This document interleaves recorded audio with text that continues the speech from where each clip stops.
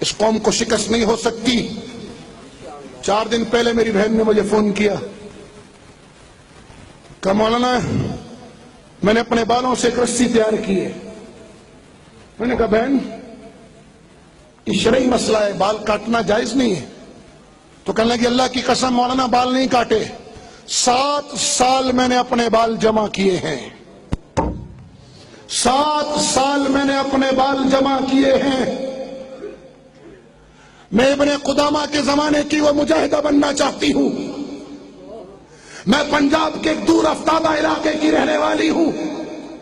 میرے علاقے میں یا صحرا ہے یا پہاڑ ہے, زندگی کی بنیادی سہولتیں بھی یہاں نہیں ہیں, لیکن ان پہاڑوں میں جذبہ زندہ ہے. تم ان جذبوں کو کیسے کچلو گے؟ تم آسیہ کے جسم پر کوڑے برسا کر سمجھے تھے امت مسلمہ کی بہنیں اپنے بھائیوں کو جہاد پہ روانہ کرنا چھوڑ دیں گی. تم نے ابو غریب جیل میں ہماری ماؤں کے ساتھ زیادتی کر کے سمجھا تھا مائیں اپنے بچوں کو تاج شہادت پہنانے سے باز آ جائیں گی.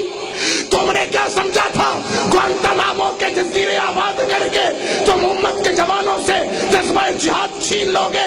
تم نے کیا سمجھا تھا کہ ڈراؤن حملوں کے ذریعے تم قبائلیوں سے جذبہ جہاد لے لو گے؟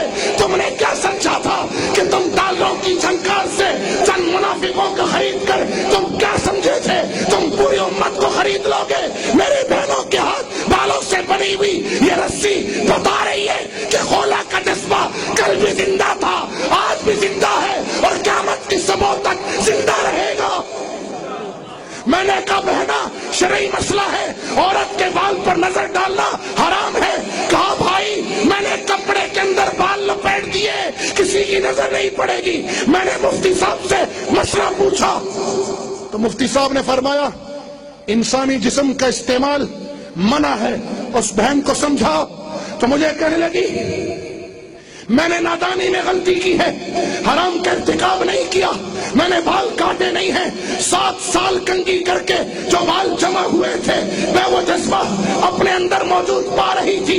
میں نے اس جذبے کے تحت اس کو کپڑوں میں لپیٹا ہے. میں دین کے علم سے اتنی تو واقف نہیں تھی, ہاں اتنی واقف تھی کہ مسلمان عورت کے بالوں کا بھی پردہ ہے. تم میری بہن کو نچانا چاہتے تھے, تو میں نے میراتھن ریس میں دوڑانا چاہتے تھے. تم ان بہنوں سے جذبہ جہاد چھینو گے. جس امت کی ماؤں کے پاس جس امت کے پاس ایسی مائیں ہو, ایسی بہنیں ہو, کیا وہاں جہاد کا قافلہ رک سکتا ہے؟ مفتی صاحب نے فرمایا اس کا ایک حل ہے کہ رسی قبول کر لیں, چونکہ بال نظر نہیں آ رہے, شرن حرام بھی نہیں ہے, اور کسی استشہادی کام کرنے والے جو دشمن کے اگلے مورچوں پہ لڑ رہا ہو ان کو یہ رسی دے دو تاکہ ان کے ساتھ یہ رسی بھی شہید ہو جائے. یہ آج ہی مجھے ملی ہے, اس لیے میرے پاس ہے. اگر تمہارے جذبے سرد ہو چکے ہیں, اگر تمہیں کفر کے میڈیا نے باندھ دیا ہے, اپنے بہن کے ان بالوں کی غیرت کرو. اس 7 سال کے جذبے کو تم کیا جواب دو گے؟ ہمارے جذبے الحمدللہ بلند ہیں, ہمارے حوصلے بلند ہیں, ہمارے جذبے بلند ہیں, ہمارے حوصلے بلند ہیں. مجھے کہنے لگی اور کچھ نہیں تو کسی کافر کو باندھ لیجیے گا, لیکن موسیٰ نے فرمایا نہیں, ہماری بہن کے بال کسی کافر سے مس نہیں ہو سکتے, کسی شہادتی قافلے میں بھیج دینا تاکہ اس کے ساتھ یہ رسی بھی شہید ہو جائے. تم ان جذبوں کو شکست دینا چاہتے ہو, تم ان عزائم کو خاک میں ملانا چاہتے ہو.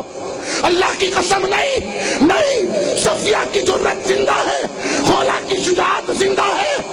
نہیں مری امت کی مائیں, نہیں مری امت کی بہنیں, نہیں مری امت کے جوان. انشاءاللہ جہاں زندہ رکھا تھا زندہ ہے, زندہ رہے گا. بدر میں, احد میں, خندق میں تھا, ہاں ہندوستان میں انگریزوں کے خلاف تھا, آج بھی رہے گا. تم نے افغانستان میں جس صدا کو دبانا چاہا تھا, انشاءاللہ اب یہ صدا واشنگٹن تک تمہارا پیچھا کرے گی.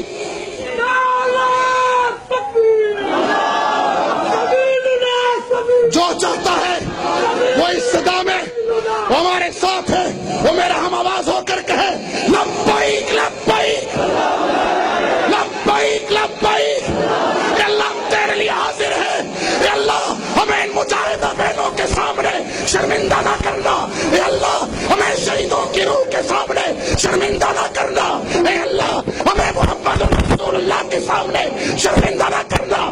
شہادت کی زندگی اور شہادت کی موت مانگتے تھے، مانگتے ہیں، مانگتے رہیں گے۔ وآخر دعوانا الحمدللہ۔